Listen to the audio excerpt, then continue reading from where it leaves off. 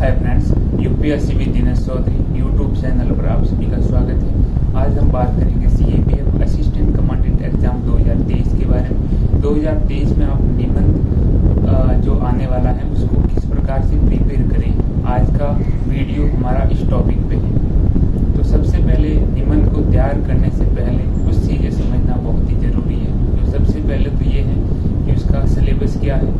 Second बात है कि कितने निबंध आते हैं और कितने नंबर के आते हैं, कितना अटेंड करना होता है। तीसरी बात है कि पीवाईक्यू को समझना बहुत ही ज़रूरी है। 2013-14 से लेके जो भी है 2022 तक अभी पीवाईक्यू है, उनका एनालिसिस करके उनकी थीम निकालना बहुत ज़रूरी है, टॉपिक की जो थीम है। और फिर उसमें देखना है कि सबसे ज़्यादा कौन सी थीम पूछी जाती है और उसी थीम को पकड़ करके उस थीम के ऊपर हमें कंटेंट तैयार करना है। जो भी कुछ अपना कोटेशन वगैरह जो होती हैं या कुछ डाटा होता है उसको तैयार कर सकते हैं। उसके बाद और उससे एक फ़ायदा और होने वाला है कि मतलब हम करंट अफेयर भी उस थीम से पकड़ सकते हैं कि कौन सा करंट अफेयर हमारे लिए फ़ायदेमंद है। जैसे विजन से हम जब फाइंड आउट करते हैं टॉपिक को, तो वो भी आपके लिए बहुत फ़ायदेमंद रहेगा, उसको पहचान करें। तो इसीलिए सबसे पहले हम सिलेबस देखेंगे, उसके बाद आपको बताएंगे कि कितने नंबर का आता है और क्या आता है, कितने आपको लिखने होते हैं। उसके बाद हम पूरा एनालिसिस करने वाला है कि कौन कौन सी ऐसी थीम है जो इम्पोर्टेंट है और उससे बहुत सारे क्वेश्चन अभी तक पूछे जा चुके हैं, वो थीम आपको बताने वाले हैं। तो बहुत ही अच्छा एनालिसिस है, पूरा वीडियो जरूर देखें और इससे आपको बहुत ही लाभकारी होगा, क्योंकि एक किसी भी एग्जाम की तैयारी करने के लिए एक डायरेक्शन होना बहुत जरूरी है। इसलिए सिलेबस पीवाईक्यू आपको एक वो डायरेक्शन देते हैं कि आपको किस दिशा में जाना है, नहीं तो आपको पूरा इधर उधर एनर्जी वेस्ट हो सकता है। इसलिए तो हम स्टार्ट करते हैं कि यूपीएससी ने अपना क्या सिलेबस दे रखा है।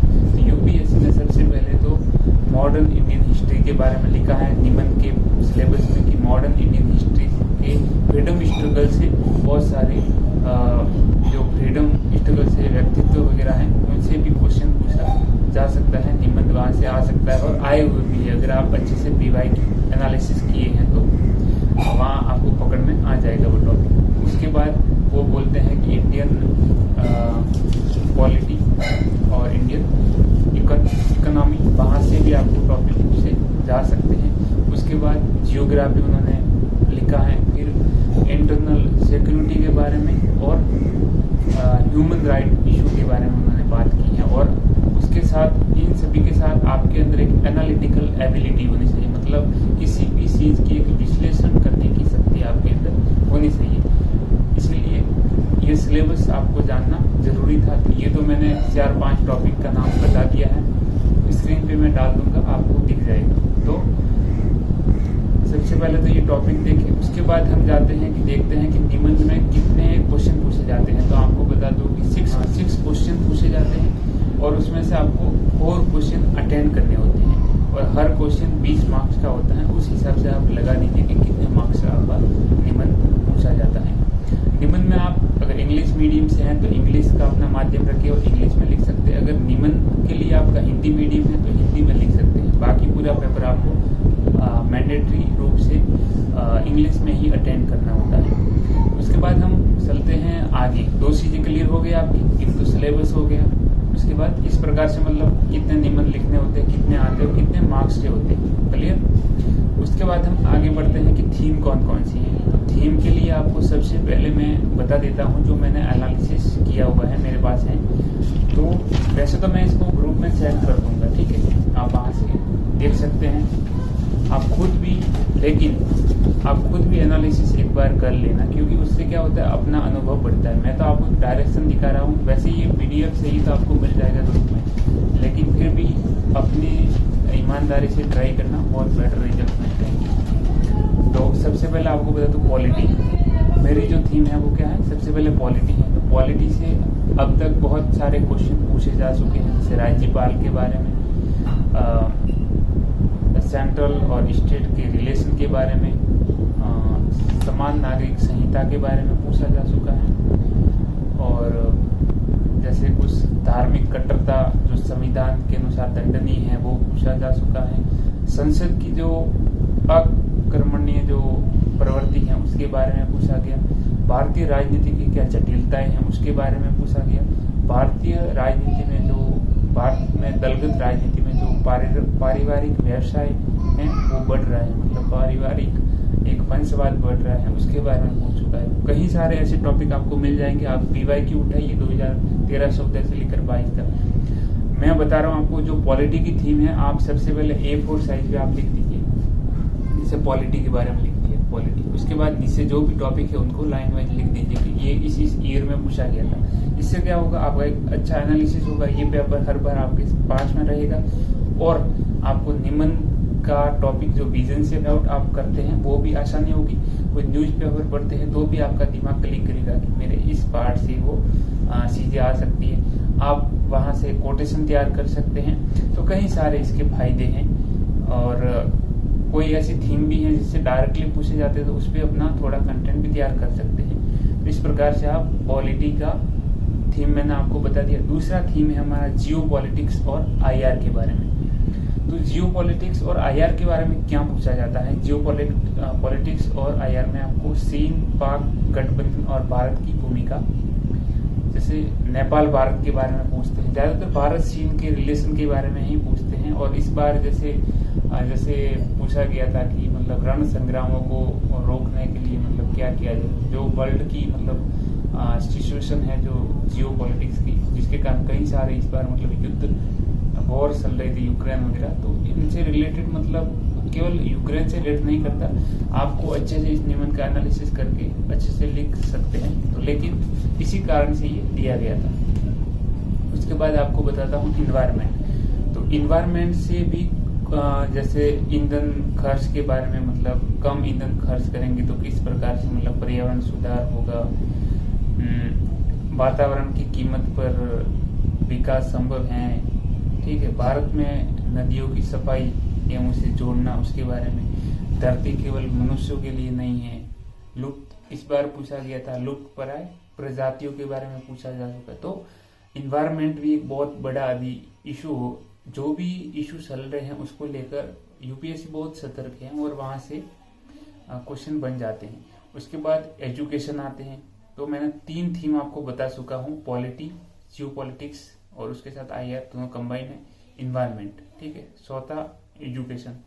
तो एजुकेशन में वो पूछते हैं शिक्षा में नवोन्मेष दृष्टिकोण को प्रोत्साहन 2018 में, और बेरोजगारी और न्यू एजुकेशन पॉलिसी के बारे में 2021 में पूछा जा चुका है ऐसे। उसके बाद वुमन पे, तो वुमन पे डोमेस्टिक वायलेंस पे पूछ लेते हैं उससे। और इसी बार 2022 में पूछा था भारतीय सशस्त्र बल में महिला के बारे में। आफ्टर दैट आपको सोसाइटी भी तैयार करना होगा, तो एक टॉपिक सोसाइटी भी है। तो सोसाइटी में जैसे पूछ चुके हैं बाल श्रम और भारत शहरीकरण क्या अंध पश्चिमीकरण है, प्रतिस्पर्धा भारतीय समाज में शिशु पालन एक चुनौती है, सामाजिक न्याय सुनिश्चित एक मानवाधिकार है, शहरीकरण मानव स्वास्थ्य के लिए हानिकारक 2022 में पूछ चुके हैं। तो सोसाइटी बहुत इंपॉर्टेंट टॉपिक है। ये सब बताने के बाद मैं बता दूंगा कि कौन सी थीम से ज्यादा पूछे जाते हैं। वैसे तो आप एनालिसिस करेंगे तो आपको खुद को मिल जाएगी चीजें। उसके बाद आते हैं साइंस टेक। तो साइंस टेक में वो नेट न्यूट्रलिटी पे पूछ चुके हैं। ठीक है, भारतीय जो परमाणु वैज्ञानिकों की क्या उपलब्धियां हैं उसके बारे में, ऑनलाइन गेम्स और यूथ के बारे में पूछ चुके हैं। ठीक है, उसके बाद डिफेंस और सिक्योरिटी सबसे हाईलाइटेड और सबसे इम्पोर्टेंट टॉपिक, जिसमें हर साल लगभग एक क्वेश्चन जरूर रहता है, एक निबंध जरूर पूछा जाता है। तो उसमें भी जैसे धार्मिक कट्टरतावाद और राष्ट्रीय सुरक्षा, आपदा प्रबंधन, राष्ट्र निर्माण में भारतीय सेना की भूमिका, अंतर्राष्ट्रीय सीमाओं की सुरक्षा करना, घुसपैठिए भारत की सुरक्षा के लिए किस प्रकार से खतरे हैं। ठीक है, भारतीय सशस्त्र बल एक सामरिक सोच और समायोजित कार्रवाई का संयोजन है। तो इस प्रकार से कई सारे टॉपिक पूछे जाते हैं। उसके बाद एग्रीकल्चर। तो एग्रीकल्चर पे आपको फसल पैटर्न, मौसम प्रभाव, कृषि एक लोक लुभावन और अदूरदर्शी नीतिगत परिवर्तन से टिकाऊ कृषि, इस प्रकार से भी पूछे जा चुके हैं। उसके बाद इकोनॉमी में भी समावेशी विकास, विविध समावेशन, बैंक व्यवस्था के बारे में, आर्थिक विकास के बारे में पूछ चुके हैं। अभी जो इन्फ्लेशन बढ़ता है उसके बारे में, मूल्य वृद्धि के बारे में पूछ चुके हैं। तो इकोनॉमी भी काफी अच्छा टॉपिक है। उसके बाद हिस्ट्री, मैंने हिस्ट्री आपको बताया था सिलेबस में, इकोनॉमी भी बताया था, पॉलिटी भी बताया था, ज्योग्राफी बताया था, सिक्योरिटी बताया था और ह्यूमन राइट इशू भी बताया था। तो अब हिस्ट्री पे चलते हैं। हिस्ट्री में हम देखते हैं कि स्वाधीनता संग्राम से, मैंने कहा था तो पूछा गया था 2014 में कि भाई स्वाधीनता संग्राम में और भारतीय स्वतंत्रता आंदोलन व तत्पश्चात उसमें जो सरदार वल्लभ भाई पटेल हैं उनकी क्या भूमिका रही थी, उसके बारे में पूछ चुके हैं। कुछ ऐसे टॉपिक है जो मिसकैलकुलेशन है, जिसमें मतलब कहीं से भी आ जाते हैं, इनका कोई एक फिक्स दायरा नहीं है। वो टॉपिक 1-2 रहते हैं, उससे आपको कोई ज्यादा फर्क नहीं पड़ने वाला अगर आप 4 टॉपिक अच्छे से लिख पाते हो तो उसमें है जैसे कभी हेल्थ के बारे में पूछ लेते हैं, ठीक है, कभी थोड़ा ऐसा फिलोसॉफिकल टॉपिक पूछ लेते हैं जो कि चीजें जो सभ्य होने की गिनती में आती हैं, उसके बारे में।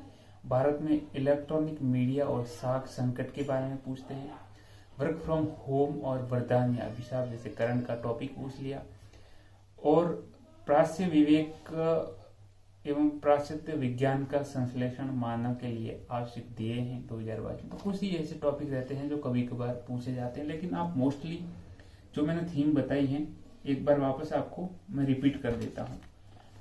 पॉलिटी, जियोपॉलिटिक्स और IR combined, environment, education, woman, society, science and tech, defence and security, agriculture, economy, history. Totally आपको 11 टॉपिक मैंने बता दिए, टोटली 11 टॉपिक। उसमें से भी इम्पोर्टेंट कौन से हैं जिसमें हर साल आपको ऐसे देखने को मिलेगा तो मैं बता देता हूँ। इकोनॉमी से मिल जाएगा, डिफेंस एंड इंटरनल सिक्योरिटी से मिल जाएगा, और पॉलिटी, जियोपॉलिटिक्स और आईआर से मिल जाएगा, और इन्वायरमेंट से मिल जाएगा, और सोसाइटी। ये 6 टॉपिक बहुत ही इम्पोर्टेंट है, उसको अच्छे से आप प्रिपेयर करिए। नेक्स्ट वीडियो, अगर आपको ये वीडियो अच्छा लगा है तो उसको लाइक, शेयर और चैनल को सब्सक्राइब जरूर करें। और अगर आपकी डिमांड होगी तो आगे भी वीडियो हम ले आएंगे कि इन टॉपिक को आप किस प्रकार से तैयार करना है, क्या रिसोर्स यूज करना है, मैंने क्या क्या यूज किया था 2021 में। तो सारी की सारी चीजें मैं आपको वहां पे बताने वाला हूँ। लेकिन तब तक इतना ही, और आप सभी का धन्यवाद। जय हिंद।